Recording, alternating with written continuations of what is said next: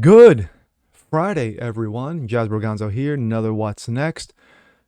As always, your daily dose of common sense and facts. Well, we are coming off a great day in regards to the defense of the Constitution, specifically the Second Amendment, as we all know, shall not be infringed.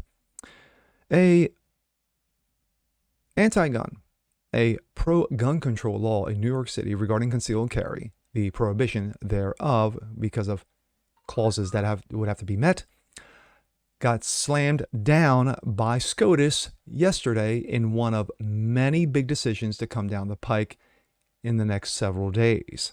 And of course, the leftists lose their effing minds, and of course, those like us who appreciate the Constitution and the Second Amendment tip our hats to Scotus for doing the right thing. Let's take a look. This comes out of Breitbart. Supreme Court strikes down New York's proper cause requirement for concealed carry. Supreme Court in the United States ruled 6-3. It wasn't a 5-4, it was a 6-3. Yesterday, that New York's proper cause requirement for concealed carry permit issue is unconstitutional. The New York State Rifle and Pistol Association versus Bruin centered on denials of permits under New York's concealed carry permit law. The NYSRPA filed suits claiming that one of its members was eligible for a permit but was denied because New York's requirement that concealed carry applicants prove why they need to carry. Yes, show us your papers. The case ultimately dealt with the scope of the Second Amendment, whether the right to keep and bear arms applies only in the home or outside of the home as well. When Scotus granted cert in a case, they responded. NYSRPA responded. The case challenges New York's requirement that applicants demonstrate proper cause to carry a firearm. New York regularly uses this requirement to deny applicants the right to carry firearms outside their home. The NRA believes that the law-abiding citizens should not be required to prove that they are in peril to receive the government's permission to exercise this constitutionally protected right. The NRA director, Jason Quimet, also commented, under current New York law, law-abiding residents become a felon the moment he or she steps outside their home with a firearm. This is clearly infringement of the Second Amendment. The NRA is grateful for the Supreme Court in tackling this critical issue. We are proud to be part of this case, and we are looking forward to a future in which law-abiding Americans everywhere have the fundamental right to self-defense the way the Constitution intended.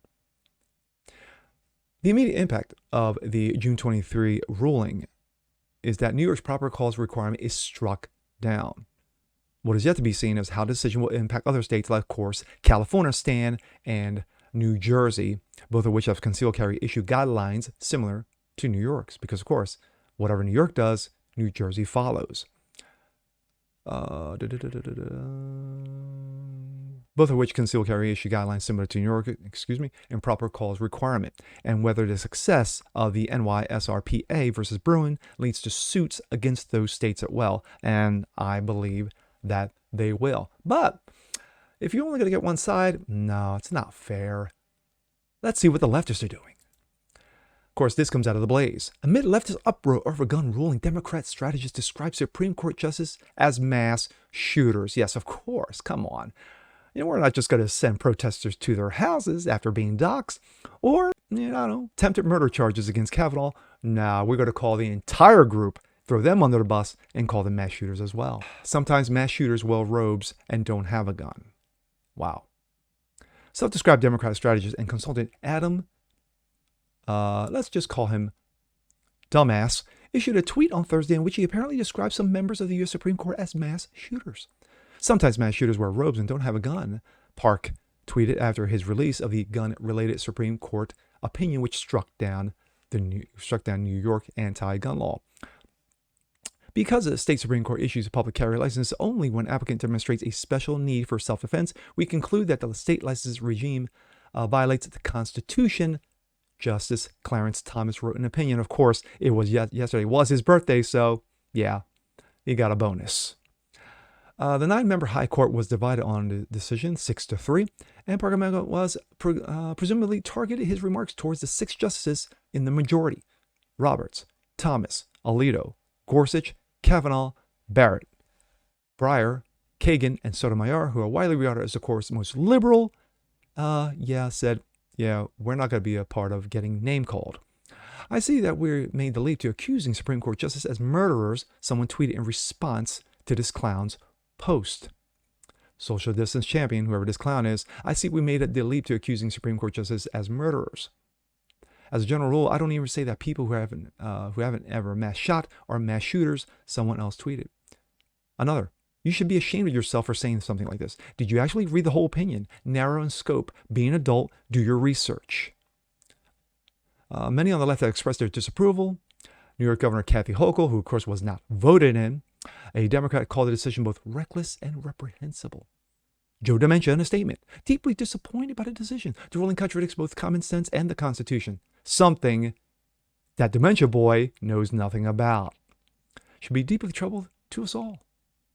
It has become necessary to dissolve the Supreme Court of the United States. The first step of the state court is now forced guns upon to ignore this ruling. Great, you're a court. Why and how do you think you can enforce your rulings? Ignore the court. Keith Oberdouche, yes, former ESPN sports guy who actually knows about sports but knows nothing about politics, inserted his 2 worthless cents. I love it. I love it. As someone who is, in favor of the Constitution, in favor of protecting citizens' rights when it comes to defending themselves, and as I began the video, regarding the Second Amendment shall not be infringed, which means it is the only amendment in the Constitution that cannot be amended. It can't be touched. Well, according to leftists, they're screaming bloody murder right now because everybody and their mother is going to be running around with guns, waving them in the air like the Wild Wild West, popping off here and there. But of course, as we all know, criminals do obey the law, and they are waiting their 7-day waiting period in regards to getting their firearms. Also, as I said, this is the first of many rulings that are coming down in the following days, including the grand poobah of them all, Roe v. Wade, getting overturned. And I think the majority of the people in the United States believe that it will be overturned and sent to the states, and then the states will do what they do. Republican states, automatic triggers to defend life. Democratic states, automatic triggers to continue the death mills. But in regards to this decision, it is the biggest decision since Heller. And at the end of the day, it's constitutional. And with that being said, I'm Jasper Gonzo. This is What's Next. Want to see more just like this? Please leave a comment below. Like it, share it, subscribe to it. And we'll catch you guys next time. Peace.